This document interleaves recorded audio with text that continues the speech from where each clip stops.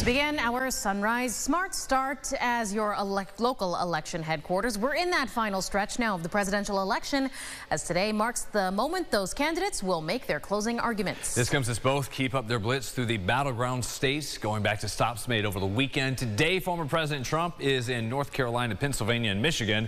During a push last night in Georgia, Trump repeated his plan to put RFK Jr. in charge of health policy. He also doubled down on unfounded claims about the last election, and his final message this November overshadowed by this remark. I have this piece of glass here, but all we have really over here is the fake news, right? To get me, somebody would have to shoot through the fake news, and I don't mind that so much. In a statement, the Trump campaign said the comments had nothing to do with the media being harmed, claiming instead the former president was stating the media was in danger. Vice President Harris is betting big on Pennsylvania, reaching out to Puerto Rican voters in Allentown and hosting star-studded Get Out the Vote concerts in Pittsburgh and Philadelphia. Those will be live streamed in other battleground states. We have the power to decide the fate of our nation. I will do everything in my power to end the war in Gaza. The latest polling from CBS News shows still razor-thin margins separating the two in all 7 battleground states. Early voting officially over now, with more than 130,000 votes already cast across Monroe County. Today we'll hear more from members of the Board of Elections, crucial updates about early voting, that process, and then tomorrow, Election Day itself. Here's Iran in studio with more on the voter turnout and what to expect. Iran. Guys, as of right now, that total, some 133,000 people across Monroe County voted early, nearly 30,000 more than 4 years ago. Voters are weighing in on several important issues this election cycle, such as women's reproductive rights, immigration, the economy, and the ongoing war in the Middle East. So it's safe to say voters are going to feel the impact of this year's election for years to come. Political science professor at the University at Buffalo, Sean Donahue, says voters are passionate, and that's what's driving them to the polls. It does seem that people are pretty motivated to vote this year, so it could point to a very large voter turnout this year. You know, people are pretty engaged. If you look at polling, we'll just have to see if it favors one side or the other. I think that given that people have more of an opportunity, given that there's a lot more early voting sites, it's probably helped lead to more early voting. One of the things that we've seen is that, at least in this election, across other states that we have seen for early voting, is that Democrats and Republicans are utilizing it considerably. There's no voting today. Polls open tomorrow morning at 6. We will, of course, bring you the latest updates from today's Board of Elections meeting starting at 10. You can find all of that both on air and online at rochesterfirst.com. Guys, back to you. All right, thank you for that update, Iran. Well, in other developing headlines, Rochester and state police need your help finding this driver that was involved in a chase that caused 3 cars to collide, sending 2 people, including a trooper, to the hospital. Police do tell us this pursuit started around noon yesterday after a trooper says they spotted a car with a stolen license plate on it.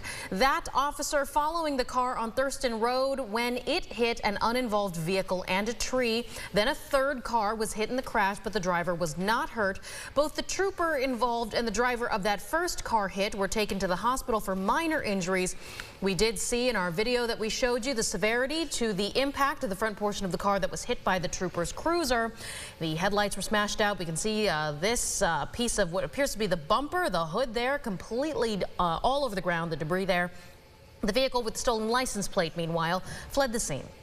Meanwhile, several different cars were seen towed away from a separate crash near Norton Street and North Clinton Avenue in Rochester Sunday afternoon. Our News 8 crew arrived on the scene just around 4:30 after hearing reports of a police chase in that area. State troopers were there along with about 10 RPD cruisers.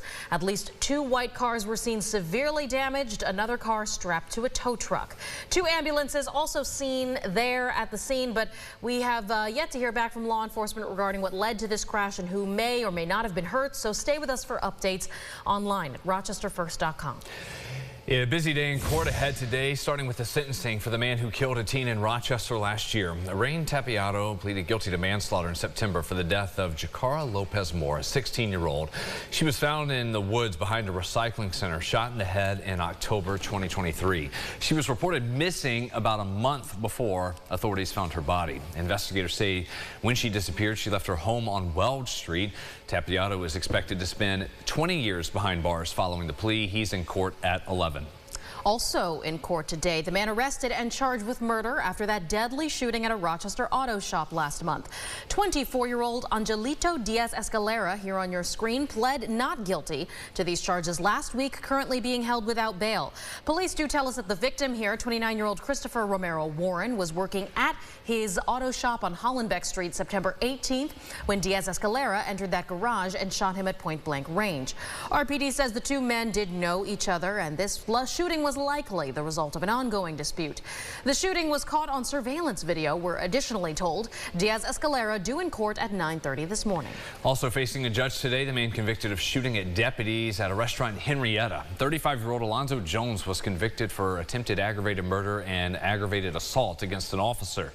In June 2022, deputies responded to Carrabba's for a man inside the restaurant with a gun. They say Jones shot at a deputy's head and missed. Deputies returned fire. No one was hurt.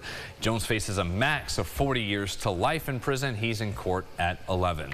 Sunrise traffic here just about 5 minutes ago until the top of the hour. The view from our Greater Rock Sky Eye there over the west side. Heavy traffic volume, but moving along slowly. No accidents on 490 in and out of downtown. East side's a little slow for some reason. 104 crossing the Bay Bridge. There's no accident on our map. We will check that again in about half an hour. For now, we'll go inside the huddle. It wasn't easy or pretty, but at the end of the day, it's a win for the Bills in the division, beating the Dolphins, moving to 7-2 on the year. Their start a complete 180 from a week ago, the road game in Seattle. It took Buffalo yesterday until the second half to get into a rhythm. Each time they got close to putting up some numbers on the scoreboard, a costly mistake took them right back. So we fast forward to when things got going for the guys in blue. On defense, Taron Johnson punching out the ball here, and Kyer Elam gets the fumble recovery. The Bills would capitalize on that with this Mac Hollins touchdown in the corner.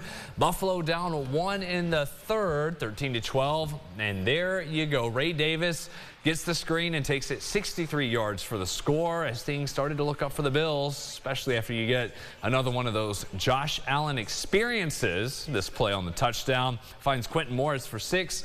Miami still hung around all the way to the end, and then Tyler Bass, under a lot of pressure in recent weeks, he's good from 61. Bills win 30-27. They're now on the road at Indy Sunday at 1 o'clock. Wow. Kick. And can you imagine being that guy who's just all of our hopes and dreams rely on you? Yeah. Yes. And then Sean McDermott was like, he's been under the microscope. Yeah. Because, you know, they were looking at bringing in a backup. And no longer, one would hope. Yeah, and I love the doinks that happened. And he missed one earlier. He missed one. Knocked that one through. That's but true, the doinks went in. Yeah, and that one went through, that one. So fun to see that. Good conversations today with that and the weather as well. 60s for you this afternoon, or at least right around 60. And then tomorrow, 77 degrees. That would tie the record set back in 2 years ago, 2022. Warm, breezy for your election day. And then coming down into Wednesday, there will be some scattered showers around there on Wednesday. And then cooler to finish the week. All right. Thank you, James. Thanks for watching us here at Sunrise. Our next update at 7:25. Have a wonderful day.